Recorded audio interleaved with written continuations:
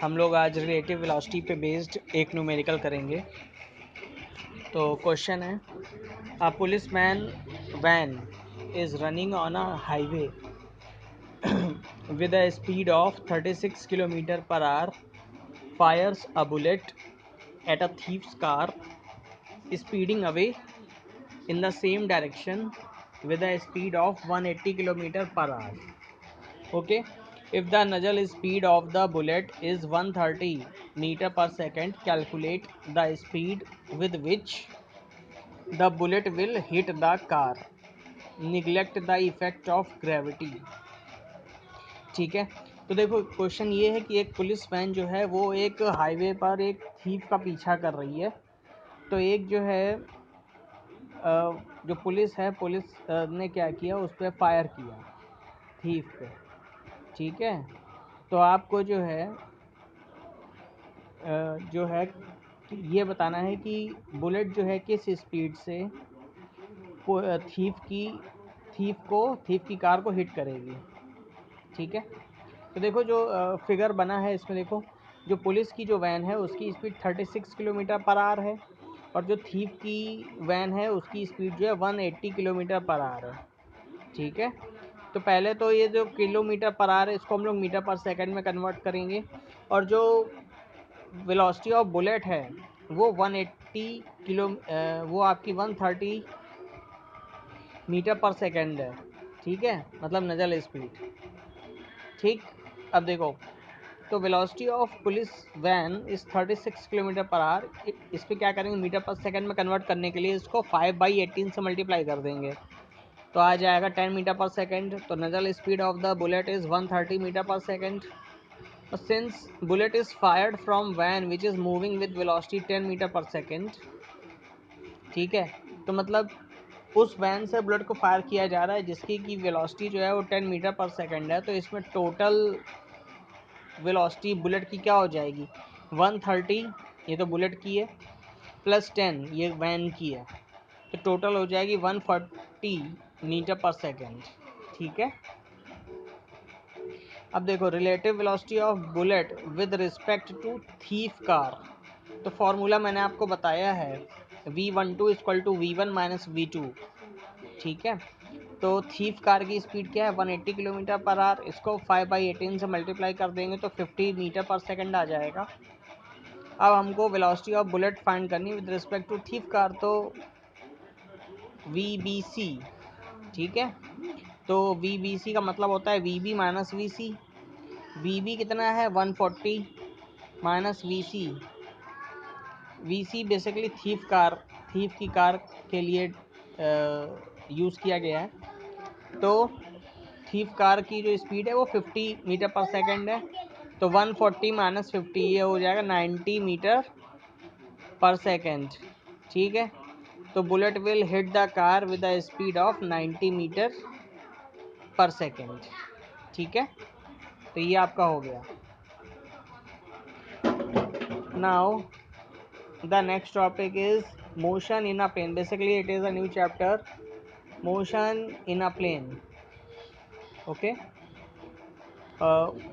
so at first we will learn about a scalar. What is a scalar? Scalar, a quantity that is completely specified by its magnitude and has no direction. ठीक है, अब scalar क्या है, scalar quantity क्या है, scalar का मतलब वो सारी क्वांटिटीज जिसमें क्या हो, केवल मैग्नीट्यूड होता है, डायरेक्शन नहीं होती है।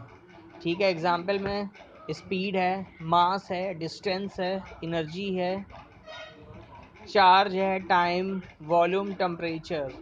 ठीक है, मतलब क्या है, इन सब क्वांटिटीज़ को जब भी हम मेज़र करेंगे तो केवल इनके हमें मैग्नीट्यूड से मतलब रहेगा, हमें इनके डायरेक्शन से कोई मतलब नहीं रहेगा। ठीक है, जैसे स्पीड के केस में हम आपको बता चुके हैं कि एक स्केलर क्वांटिटी होती है, इसमें डायरेक्शन से कोई लेना देना नहीं होता है। जैसे कि मास है, ठीक है, अब मान लो मास में क्या है, कोई डायरेक्शन से कोई मतलब नहीं होता है। अब सपोज जैसे कि मान लो आपने 5 लीटर दूध आपको उनको मेज़र करना है। ठीक है, अब पता चला उसने 2 लीटर इधर से डाल दिया, 3 लीटर यहाँ से डाला, ठीक है, तो ऐसा थोड़ा ना होगा कि ये इस डायरेक्शन से डाला तो ये पॉजिटिव हो गया और इस डायरेक्शन से डाला तो निगेटिव हो गया। टोटल आपका कितना आ गया, -1, ठीक है, -1 लीटर। तो मतलब ये चीज़ नहीं होती है, ठीक है। कुल मिला के इसमें डायरेक्शन से कोई लेना देना मास में नहीं है। आपने 2 लीटर डाला, उसके बाद आपने 3 लीटर उसमें डाला, तो टोटल जो है वो 2 + 3 = 5 लीटर हो गया। इससे मतलब नहीं है कि आपने इधर से डाल दिया कि इधर से डाल दिया, बात समझिएगा, ठीक है। या आपने बिल्कुल ऐसे ही ऊपर से ऐसे उड़ेल दिया होगा, ठीक, मतलब बात समझने की कोशिश कीजिएगा। मैं आपको ये बताने की कोशिश कर रहा हूँ कि मास जो है वो स्केलर क्यों है, वेक्टर क्यों नहीं है, ठीक है, क्योंकि लोग कंफ्यूज रहते हैं कि ये वेक्टर क्यों नहीं है, ठीक है। तो इसका बेस्ट एग्जांपल यही है, इसी से आपको समझ में आ गया होगा, क्योंकि आप जैसे जैसे और चीज़ें उसमें डालते जाते हो तो वेट क्या होता है, बढ़ता चला जाता है, वेट कभी कम नहीं होता, ठीक। नेक्स्ट बात करते हैं वेक्टर। तो vector quantity that is completely specified by its magnitude and direction. तो वेलोसिटी क्या है, जैसे वेलोसिटी, तो वेलोसिटी में क्या, वेक्टर क्वांटिटी समझ में आ गई। इसमें क्या होगा, इसमें इसको डिफाइन किया जाएगा magnitude as well as direction, मतलब दोनों बोथ इंक्लूड होंगे, ठीक है। तो जैसे वेलोसिटी है तो वेलोसिटी में आपका मैग्नीट्यूड भी होगा, डायरेक्शन भी होगा, ठीक है। एक्सेलरेशन है, डिस्प्लेसमेंट है, तो डिस्प्लेसमेंट जानते ही हो, एक शॉर्टर डिस्टेंस होती है इन अ फिक्स डायरेक्शन, ठीक, ओके, थैंक यू।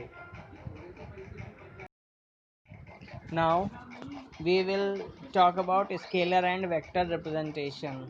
तो स्केलर क्या है, scalar quantity is represented like an ordinary number, ठीक है। स्केलर क्वांटिटी को आप as a ordinary number represent कर सकते हो, जैसे कि डिस्टेंस = 10 किलोमीटर, ठीक है। और जो वेक्टर है, तो vector quantity is represented by an arrow placed over the letter to represent direction. Magnitude is represented by number, ठीक है। तो जो वेक्टर क्वांटिटी होती है उसमें आप क्या करोगे, उसमें कोई भी क्वांटिटी है तो उसके ऊपर जो एरो को प्लेस किया जाता है, जिससे कि पता चलता है कि उसमें डायरेक्शन भी है, ठीक है। तो जैसे वेलोसिटी है तो 5 मीटर पर सेकंड, तो हमने वेलोसिटी के ऊपर v के ऊपर वेक्टर एक मतलब एरो बनाया है, तो इसका ये मतलब है कि जो आपकी वेलोसिटी है वो वेक्टर है, ठीक है। वेलोसिटी क्या है, वेक्टर क्वांटिटी है, ठीक है। क्योंकि इसको रिप्रेजेंट करने के लिए हमें जो है magnitude as well as direction की रिक्वायरमेंट होती है। ऐसे ही एक्सेलरेशन के ऊपर भी देखो एरो बना हुआ है, तो इसका ये मतलब है कि इसमें इसमें मैग्नीट्यूड भी होगा। मैग्नीट्यूड क्या होता है, एक सिंपल नंबर होता है जैसे कि 10, ठीक है, और इसमें जो एरो बना हुआ है वो उसकी डायरेक्शन को शो करता है, ठीक है, हो गया। Now combination of scalars.